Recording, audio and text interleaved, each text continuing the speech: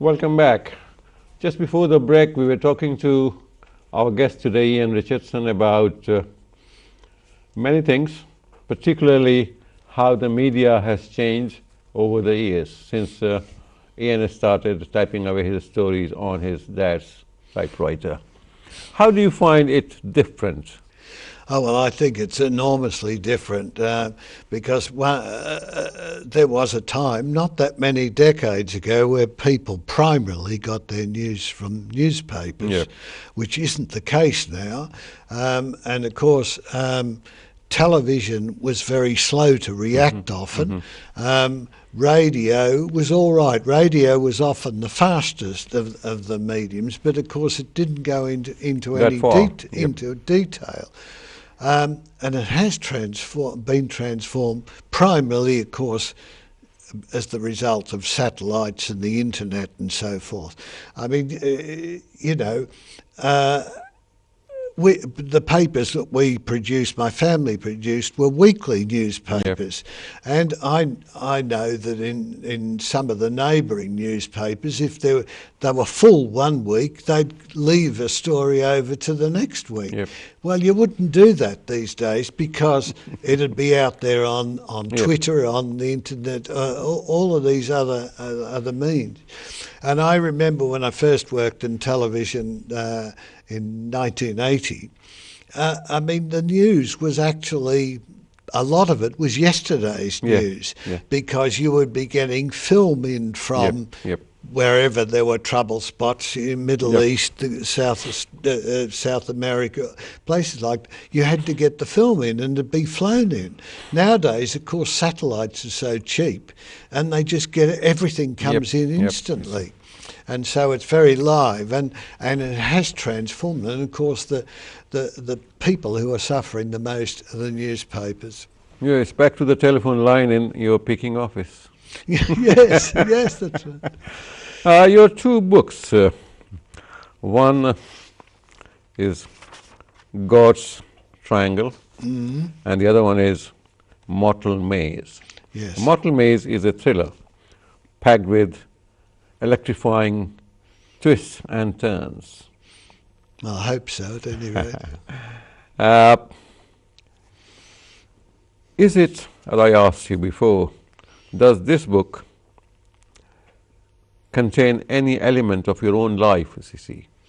Well, I suppose inevitably it must, because one of the things you learn when you start writing books and indeed writing features for newspapers is that you give away a lot of yourself, often unconsciously. So, I mean, The Mortal Maze is a thriller, and the issue about it is the morality that the moral challenges that people face when they're working as correspondents, particularly those working abroad. So there is, I would not have been able to write that book successfully if I hadn't been in charge of foreign correspondence and knew the way they operated and been out in the field myself and seen what the challenges are. So, yes, inevitably there is quite a bit in it. Some people who I work with think they recognise some of the characters in the book. Well, I couldn't possibly comment. Somewhere I read that a combination of TV foreign correspondents has a weakness exploited by Western intelligence services with unexpected and disastrous consequences. Disastrous. I mean, the intelligence services. It wasn't a disaster. It wasn't so much disastrous for the intelligence services. It was disastrous for the main character, the correspondent, because I don't think it spoils the story too much to say that the correspondent had a gambling weakness, and this made him incredibly vulnerable.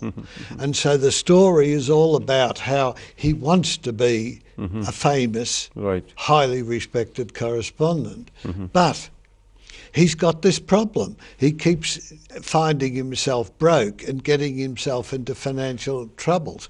And the trouble is that one of his former university friends knows about this, and his friend's now working for the intelligence services.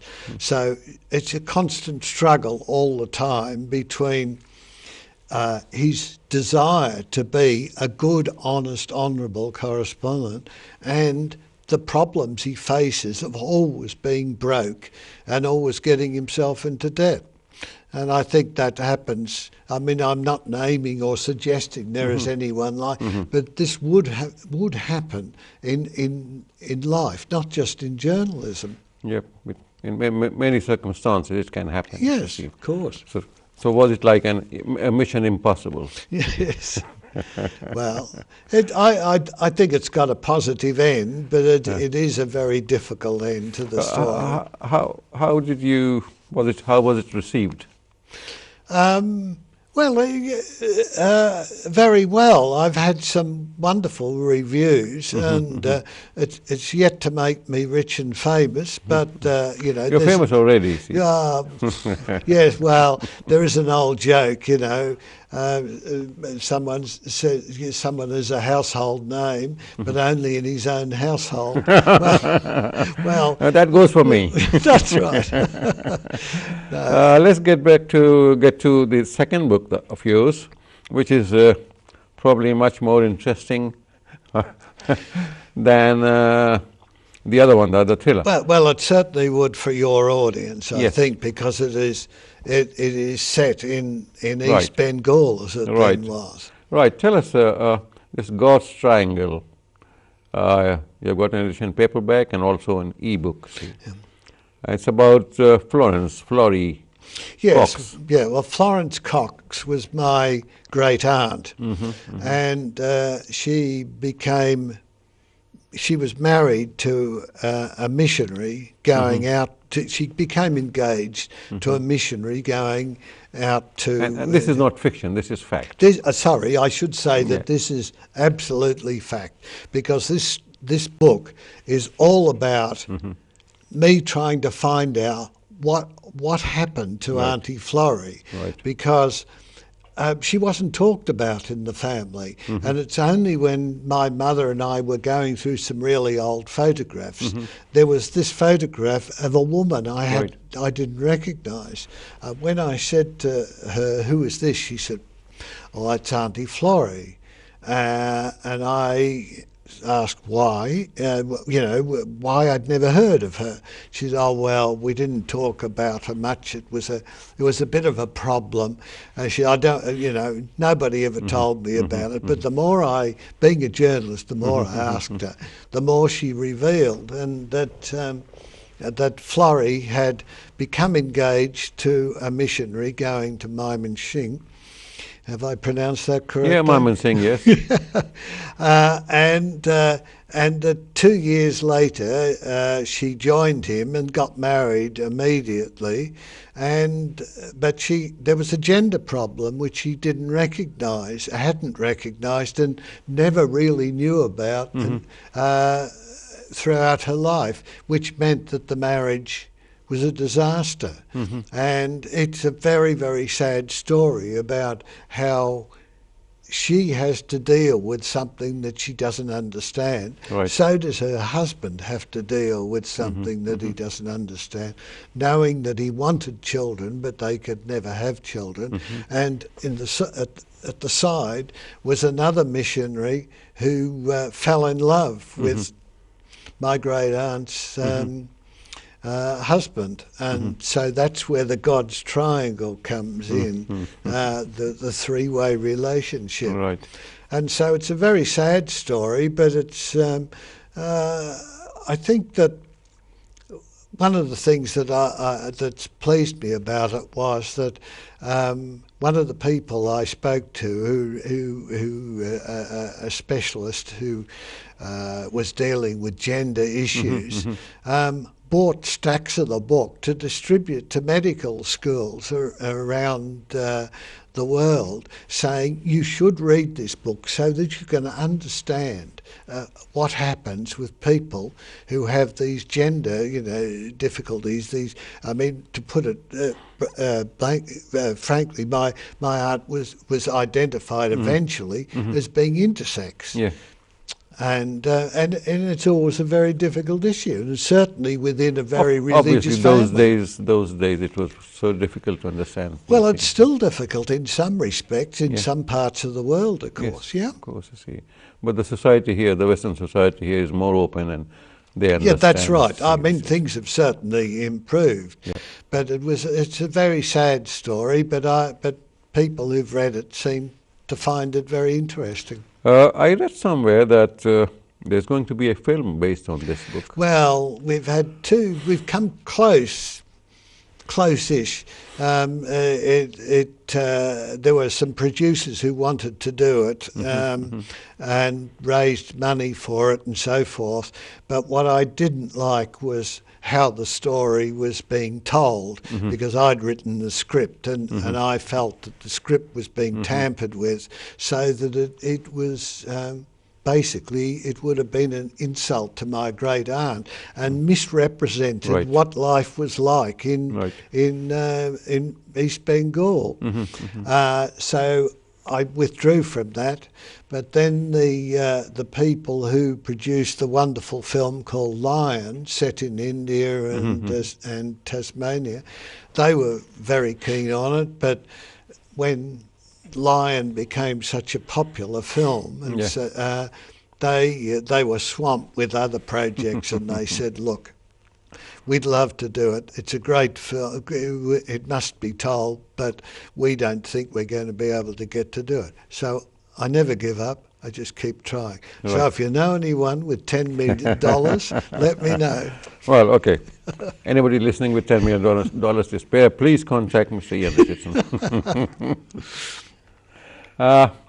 We are almost near the end of the show. I have nothing more to say but to thank you very much from the core of my heart for making time for us.